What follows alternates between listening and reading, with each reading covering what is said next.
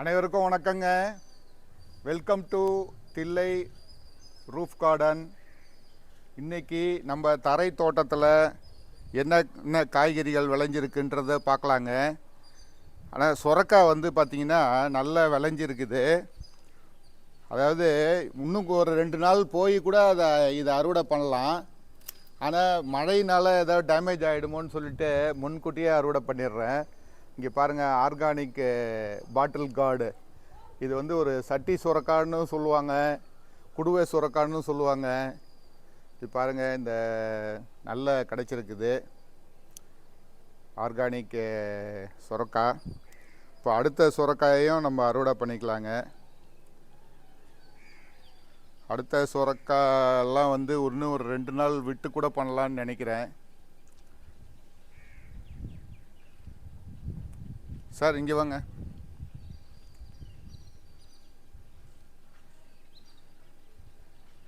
இங்கே ஒரு சுரக்காய் வந்து இளம் சுரக்காய். இது ஒரு சுரக்காய் இருக்குது. நம்ம இதையும் அறுவடை பண்ணியாச்சு. பாருங்கள், 2 சுரக்காய் ஆர்கானிக் சுரக்காய். மீதி எல்லாம் கூட வந்து அப்புறம் பார்க்கலாம். கை நிறைய சுரக்காய் பாருங்கள்,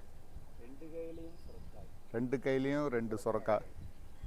பாருங்க சார், இங்கே வாங்க, இதை ஃபோக்கஸ் பண்ணி காமிங்க.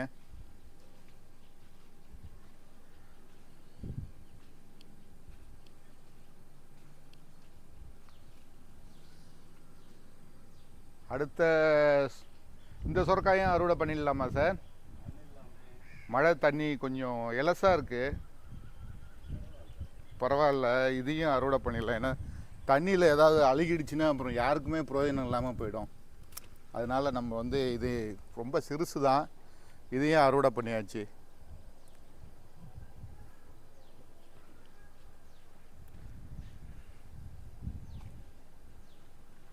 இன்றைக்கு நம்ம தரை தோட்டத்தில் பார்த்திங்கன்னா 3 சுரக்காய் கிடச்சிருக்குது. அப்புறம் பார்க்கலாங்க. அப்புறம் கொஞ்சம் பூசணிக்காய் இருக்குது, அதையும் அறுவடை பண்ணிக்கலாம். இங்கே பாருங்கள், மழையினால் டேமேஜு. இந்த புடலங்காய் பிஞ்சு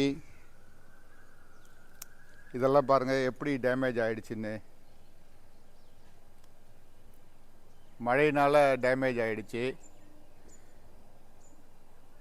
கொஞ்சம் ஃபோக்கஸ் பண்ணுங்கள் சார், நம்ம நேயர்களுக்கு தெரியட்டும் மழையினால் பாதிப்பு எவ்வாறு உருவாகுதுன்னு. பாருங்கள், இந்த 2 புடலங்காய் பிஞ்சு மழையினால் இதாகிடுச்சு. அதை தூக்கி போட்டுடலாம். இன்னொரு புடலங்காய் இருக்குது, அதை அறுவடை பண்ணிக்கிறேன். இங்கே பாருங்கள், இந்த புடலங்காயையும் அறுவடை பண்ணிக்காச்சு. அடுத்தது ஒரு புடலங்காய் இருக்குது. இது ரொம்ப பிஞ்சு தான், ஆனால் மழையில் டேமேஜ் ஆகிடும். ஸோ இதையும் அறுவடை பண்ணியாச்சு. ஓகே.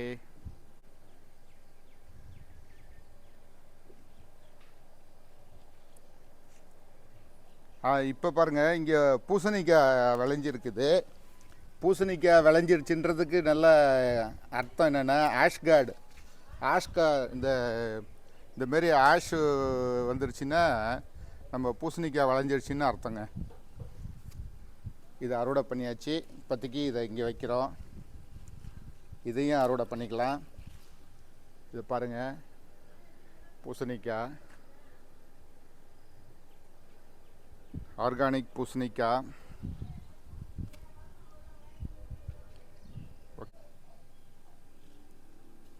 இங்கே ஒரு காய், ஆனால் இது கொடியை கட் பண்ணிட்டேன் பாருங்கள், அவசரப்பட்டு.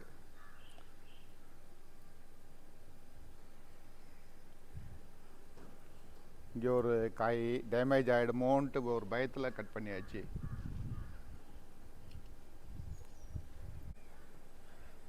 இன்றைய மொத்த அறுவடை பாருங்கள் கிடச்சிருக்கு. 3 சுரக்காய், 2 பூசணிக்காய். மீண்டும் ஒரு நல்ல பதிவில் சந்திக்கலாம். நன்றி, வணக்கம். இது வரைக்கும் நம்ம சேனலை சப்ஸ்கிரைப் பண்ணாத நண்பர்கள் சப்ஸ்கிரைப் பண்ணி சப்போர்ட் பண்ணுங்கள்.